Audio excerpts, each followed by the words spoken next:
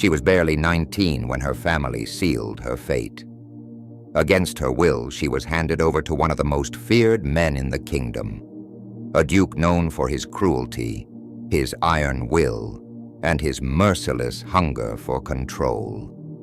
To him, she was nothing more than a trophy, a pawn to secure power. But what he never imagined was that the quiet young woman he thought he had broken would become his greatest torment. This is not a fairy tale.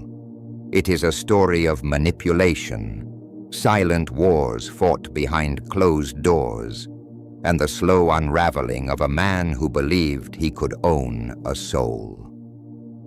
What began as a forced union soon turned into a battlefield of wit, betrayal, and unrelenting psychological war, where the cruel Duke discovered that the cage he built for her would soon become his own. If you believe you've heard dark tales of love and power before, prepare yourself. This one is different. Subscribe now and join us as we step into the shadows of a marriage that destroyed a dynasty and revealed how one woman turned a life of submission into a weapon more dangerous than any sword. The wedding took place in the heart of winter, under a sky the color of ash.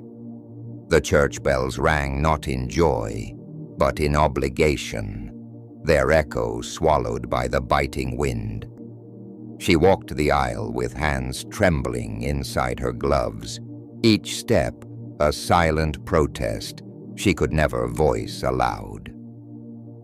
Around her, the nobility watched with curiosity and envy, whispering about her beauty, her fortune, and the dangerous man waiting at the altar. The Duke of Rauthen stood tall, draped in black velvet and silver embroidery, a figure both regal and menacing. His face bore no warmth, no hint of affection. Instead, his eyes, cold, calculating, watched her as though she were an investment he intended to exploit. For him, this union was not love, nor even desire.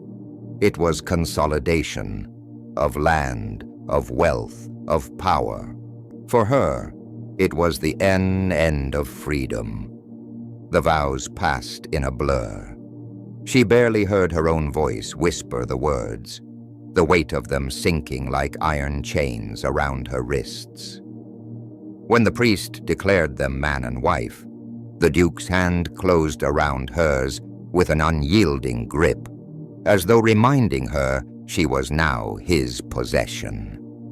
The hall erupted in applause, but all she heard was the echo of her own heart, pounding with dread. Their carriage ride to the estate was suffocating. The Duke spoke of order, of rules, of obedience. He laid them out like laws, where she would dine, who she could speak to, how she would dress. She listened in silence, staring at the frozen countryside beyond the window, every word he uttered carving away at the remnants of her independence. She was expected to be an ornament, a silent wife to decorate his legacy. The estate itself was a fortress, looming against the horizon like a monument to his arrogance. Behind its stone walls stretched corridors that smelled of old wood and cold iron. Servants moved swiftly, eyes lowered, voices hushed. It was not a home, but a kingdom of fear, where the Duke's word was final, unquestioned. As she stepped across its threshold, she understood. This was no marriage. This was captivity. But captivity breeds resilience. The first weeks were a lesson in endurance. The Duke treated her with a distant cruelty, not through shouting, but through control. He isolated her from friends, dictated her letters, and monitored her movements. At dinners, he spoke for her, dismissing her opinions as childish. In public, he paraded her as a prize, his hand firm on her back, his smile crafted to impress allies. Behind closed doors, he reminded her that disobedience would bring consequences. Though he never raised a hand, his power was subtler, psychological, suffocating, relentless. And yet, she watched him. She studied him. In the silence of her chambers, she began to piece together the man behind the mask. His arrogance was a shield, his cruelty a habit. He trusted no one, not even his advisors. He obsessed over loyalty, over betrayal, speaking often of enemies that lurked everywhere. His paranoia leaked into every interaction, every glance, every suspicion. And in that paranoia, she glimpsed something rare: weakness. It began with small acts, invisible rebellions. She delayed answering his questions, feigned forgetfulness, allowed moments of silence to stretch into discomfort. She made allies of the servants with small kindnesses, earning their loyalty in quiet exchanges of bread or whispered gratitude. When he demanded submission, she gave it with such calculated softness that it appeared sincere. Yet it was not. She was planting seeds, seeds of doubt, seeds of resistance.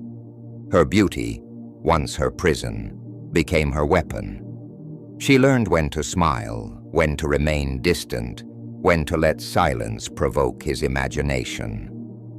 Slowly, almost imperceptibly, the balance began to shift.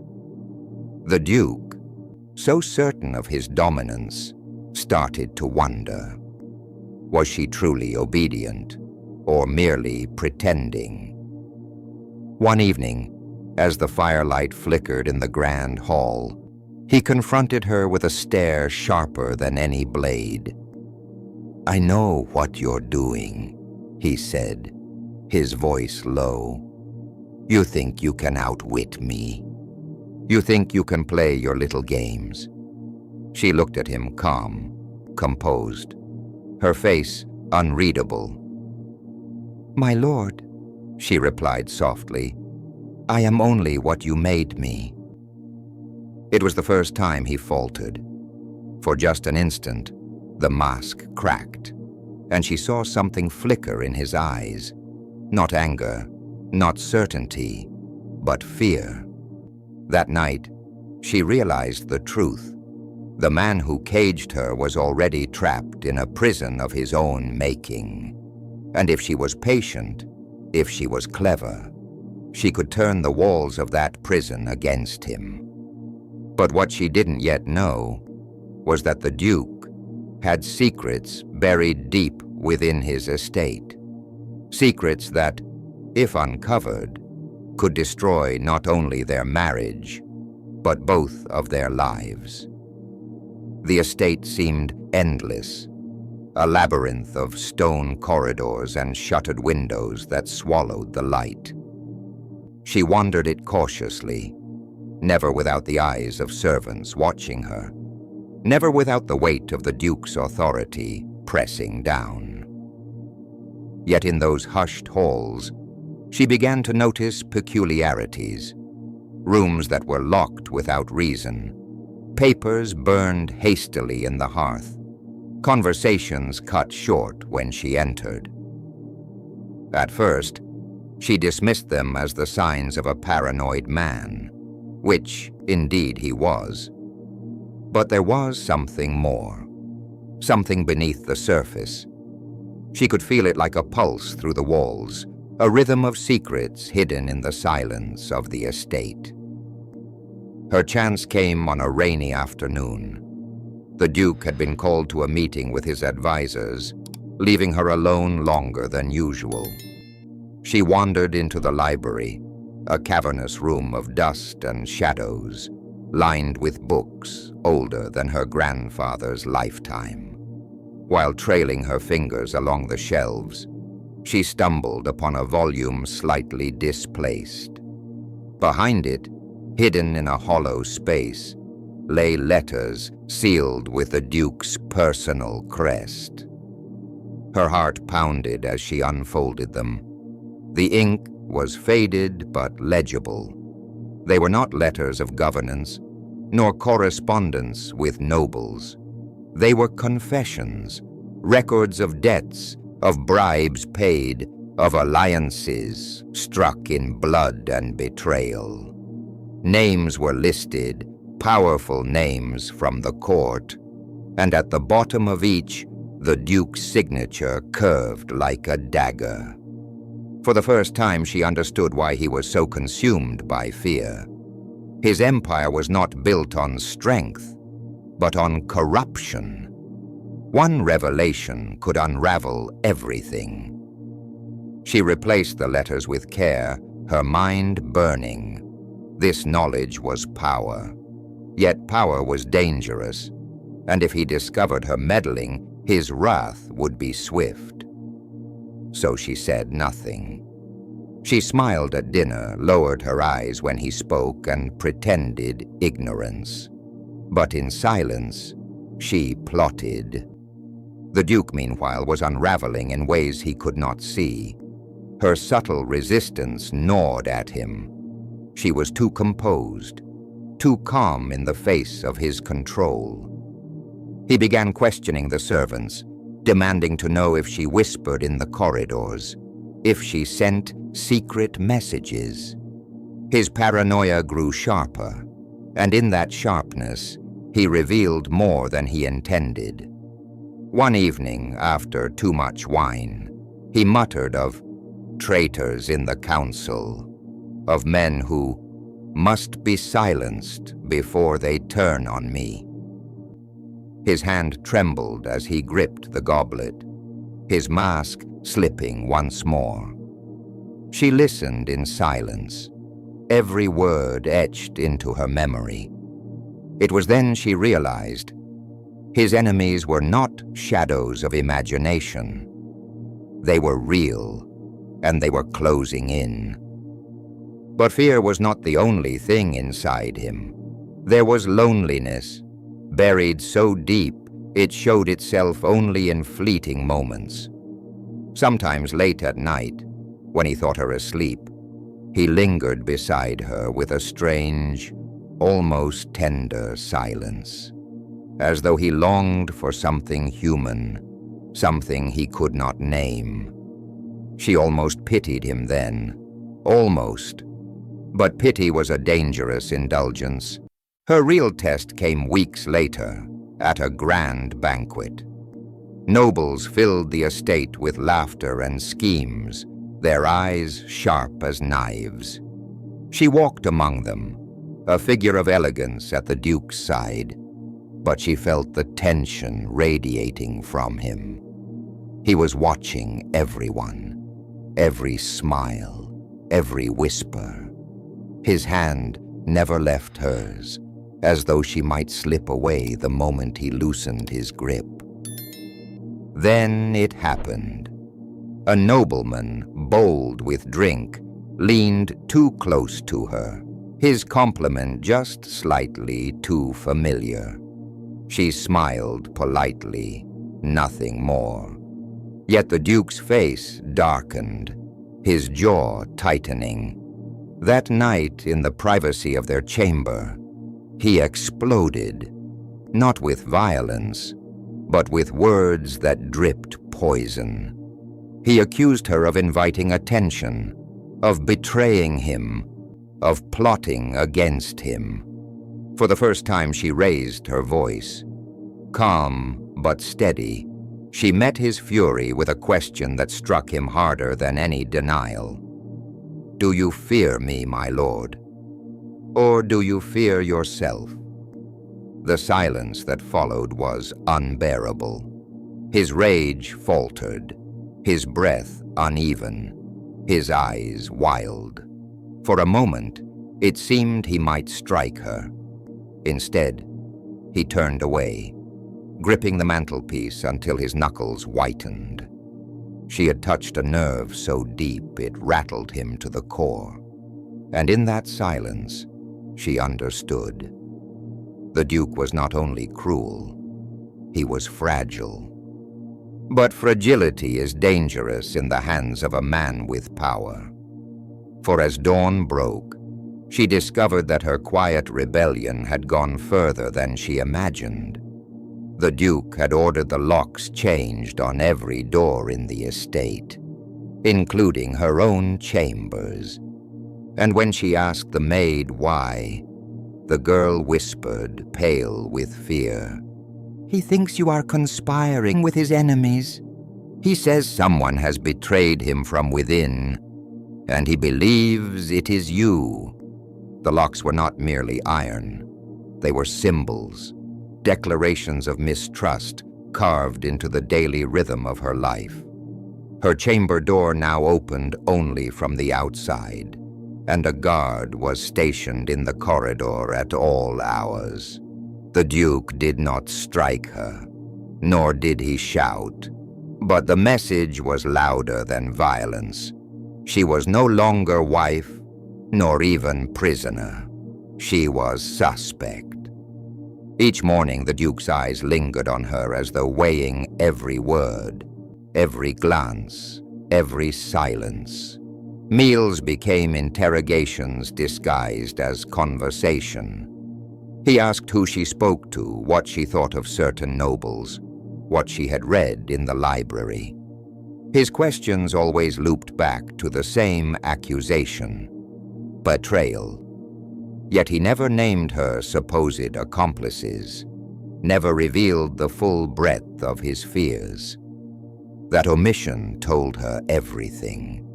He was drowning in enemies, real and imagined, and he no longer knew where to place his trust. The servants had grown restless, too. Whispers traveled faster than footsteps, fear hanging over the household like a storm cloud. Some said the Duke had discovered treachery in his council. Others believed he had already executed one of his advisors in secret. She saw the tremors in their hands, the way they bowed lower than before, as if silence itself could protect them from suspicion. But silence was never enough.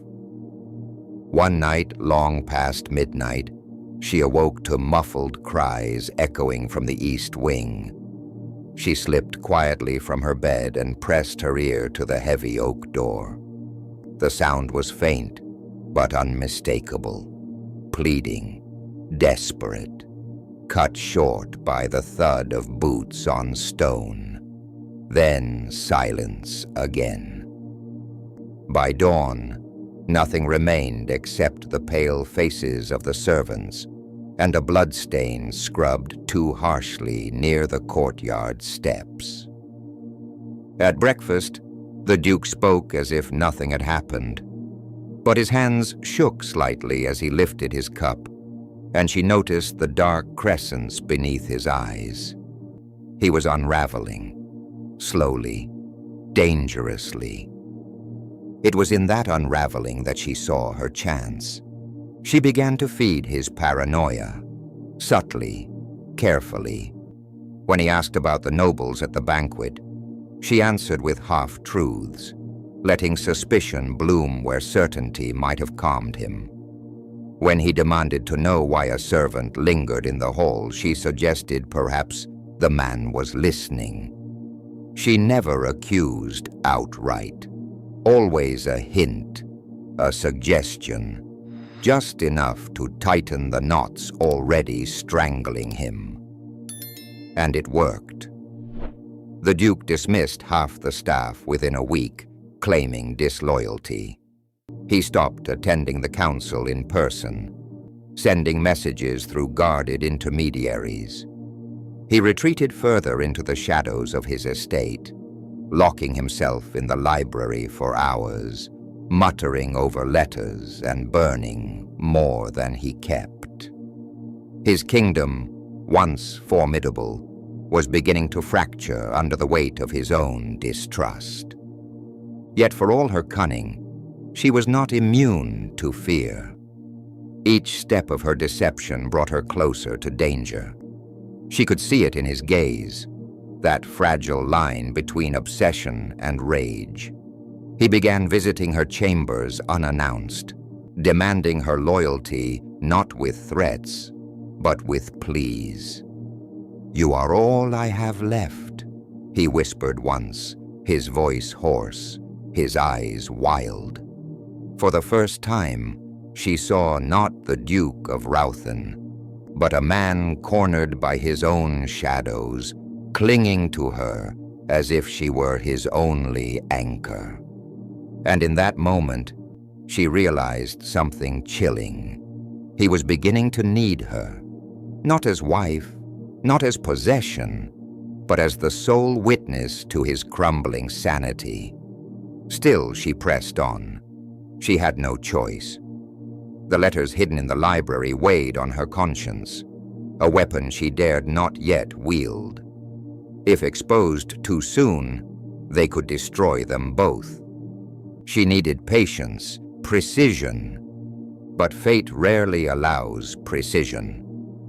One evening, as rain lashed against the windows and thunder rolled across the hills, the Duke burst into her chambers without warning. His cloak was soaked, his boots muddied, his face pale with fury. In his hand he clutched one of the very letters she had once uncovered, the seal broken, the ink blurred by damp fingers.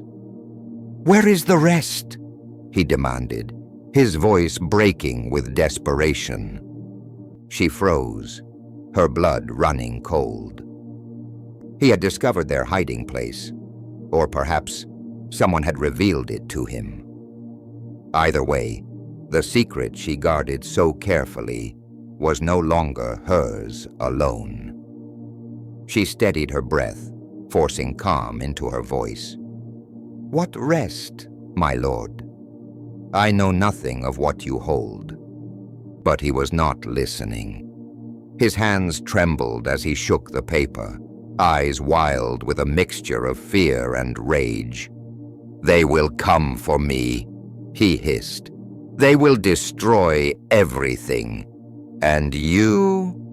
His voice cracked, softer now, almost a plea. "You will betray me, just as they have." She opened her mouth to reply, but he cut her off with a whisper so low it chilled her to the bone. "I would rather see you buried in these walls than watch you turn against me." The storm outside howled, lightning flashing across his face, revealing a man teetering on the edge of madness. And she realized then, the battle she had started was no longer a game of patience. It was survival. The days following the storm were marked by silence, an eerie, suffocating silence. The Duke no longer allowed her to dine in the great hall. Meals were brought to her chamber, always under the watchful eye of a guard. His paranoia had reached new heights. He trusted neither counsel nor servant, and most of all, not her. Yet even in his isolation, he could not sever the bond that tethered him to her presence. At night, he appeared unannounced, his footsteps heavy in the corridor, his shadow looming against her door. Sometimes he said nothing, standing there as though to remind her of his power. Other times he spoke of betrayal, of men who plotted against him in the capital, of assassins waiting in the dark. His eyes darted constantly, restless, like a man being hunted. She listened, always calm, her silence sharper than any blade. Inside, her mind raced. The discovery of the letter had changed everything. She knew now that his empire of deceit was collapsing, and with it, his sanity. But collapse was dangerous. A drowning man drags down anyone within reach. She could not afford to simply endure. She needed a plan, a strike decisive enough to free her from his grip. That plan came from an unlikely place. Among the servants, one woman had remained unusually loyal. Elise, the old housekeeper, whose quiet presence seemed invisible to the Duke. One evening, while delivering bread and wine, Elise lingered just long enough to whisper, "There are those who would help you if you dare to trust." Her eyes, though tired, burned with conviction. It was the first crack in the walls of her prison, a chance, however small, to turn isolation into alliance. In the weeks that followed, Elise smuggled whispers of information. Which guards were loyal? Which were fearful? Which letters had arrived from the capital? She revealed that the Duke's enemies were not distant phantoms. They were gathering, emboldened by his growing instability. Rumors spread that the crown itself was beginning to doubt him, considering whether his lands might be better governed under another. The knowledge was dangerous, intoxicating. For the first time, she saw a future beyond these walls. If she could survive his suspicions long enough, if she could position herself wisely, she might not only escape, but rise from the ashes of his downfall. But the Duke was not blind to the shifting currents. His paranoia sharpened into cruelty.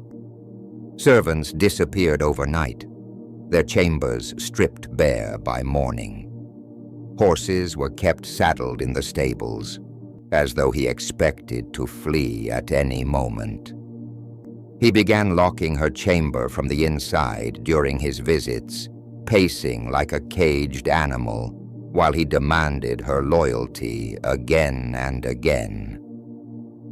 "You will stand with me when they come," he said one night, his voice trembling. "You are mine. You swore before God." She looked at him steadily, her voice soft but unyielding. "I swore to a man who no longer exists."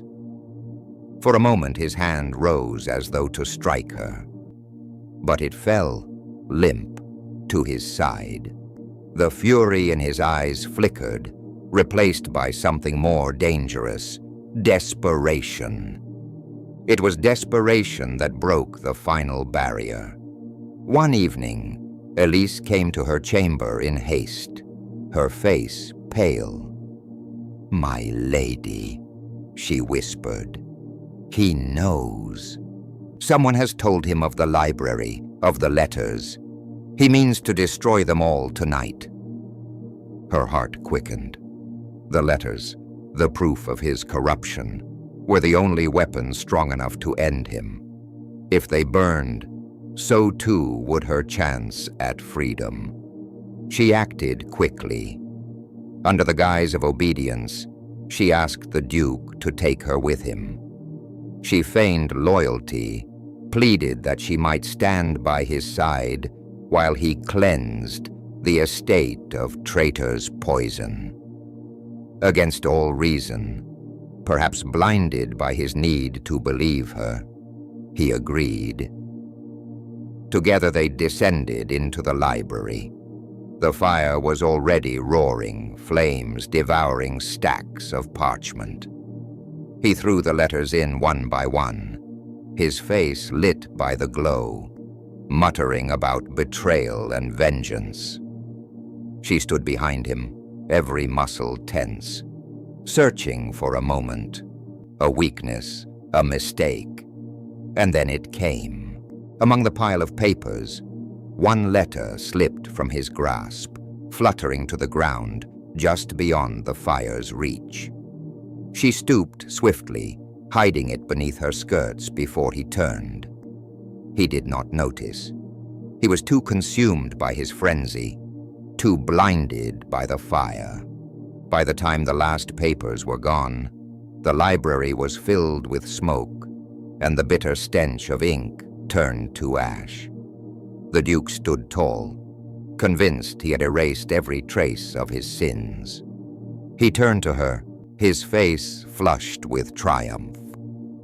"They will never touch me now," he said. "No one will ever know." But she knew. She felt the hidden letter pressing against her leg, its weight heavier than steel. And in that moment, as he smiled at his illusion of victory, she realized she held in her hands the power not just to defy him, but to destroy him completely. What she did not yet realize was that someone else had seen her hide it. The letter burned against her thigh as though it carried fire within its folds. All through the night, she could feel it there, a hidden heartbeat beneath the layers of silk. To the Duke, the evidence of his corruption had been reduced to ash. But she knew the truth. One letter had survived, and with it, the chance to unmake him. Yet Elise's words haunted her. Someone else had seen. She did not know who nor when they would act, only that her secret was no longer hers alone. Every glance from the servants felt heavier, every whisper in the corridor laced with suspicion. She lived in the tension of waiting, unsure whether the next knock on her chamber door would be salvation or doom. The Duke, meanwhile, grew more erratic. In his triumph, he had found no peace, only deeper fear. He spoke of armies massing against him, of poisoned wine, of daggers in the dark. His voice cracked under the weight of his own paranoia, yet he clung to her presence with desperate need. "You are my anchor," he told her one evening, his eyes red from sleepless nights. "If I lose you, I lose everything." His words might have been tender in another world, but here they were shackles, a reminder of how thoroughly he had bound her to his downfall. She nodded silently, though in her heart she no longer feared him as she once did. She pitied him, and pity, she realized, was the beginning of freedom. The turning point came with the arrival of a royal messenger. The crest upon his carriage was unmistakable, his manner grave. For 3 days, he was lodged in the estate, speaking privately with the Duke, who emerged from those meetings pale and trembling. She could glean only fragments from overheard conversations, words like allegiance, evidence, and treachery. Whatever the crown demanded, it rattled him to his core. On the 4th night, the Duke burst into her chamber, his cloak disheveled, his face lined with despair. "They have turned against me," he whispered. "Even the crown doubts me. You must swear that you will stand beside me when the storm comes." She met his gaze steadily. "And if I do not?" His breath caught. For a moment, silence stretched between them like a blade. Then he collapsed into a chair, his body shaking. "Then I am already dead." The power had shifted unmistakably. He no longer held her in a cage. He begged her for a lifeline, and she held in her hands not only his trust, but the letter that could condemn him. But still there lingered the question, who had seen her hide it? She learned the answer sooner than expected. That same night, Elise slipped into her chamber, her face tight with urgency. "My lady," she whispered, "you are not the only one who knows. One of the guards saw you. He has told the Duke." Her heart lurched. "Then why am I still alive?"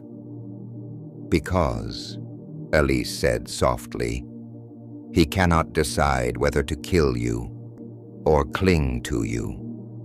You are the last person he trusts, and the one he fears most."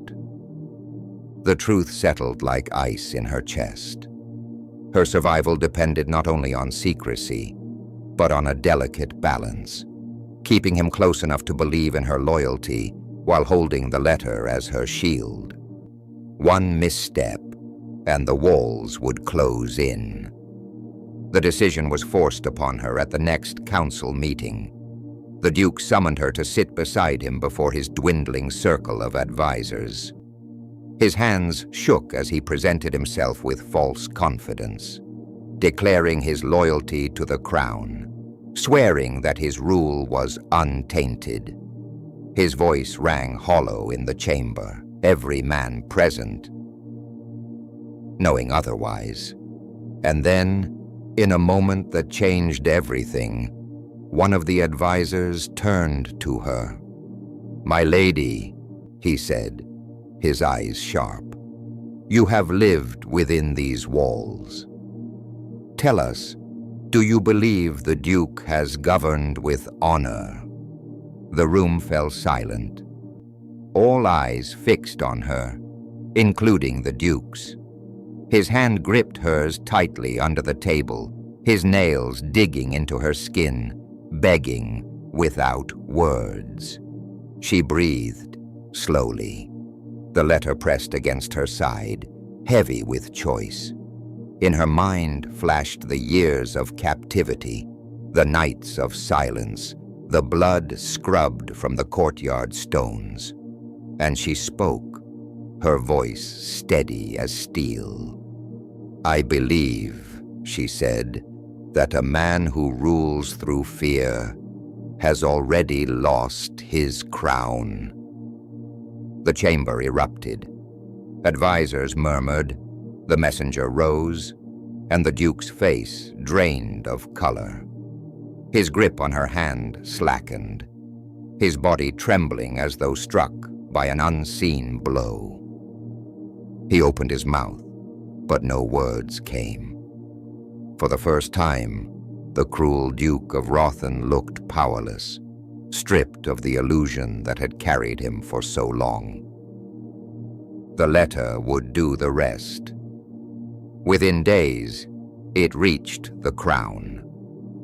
The Duke was summoned to the capital to answer for his crimes, escorted under guard. He left his estate not as a ruler, but as a man broken, betrayed by the very woman he had tried to possess.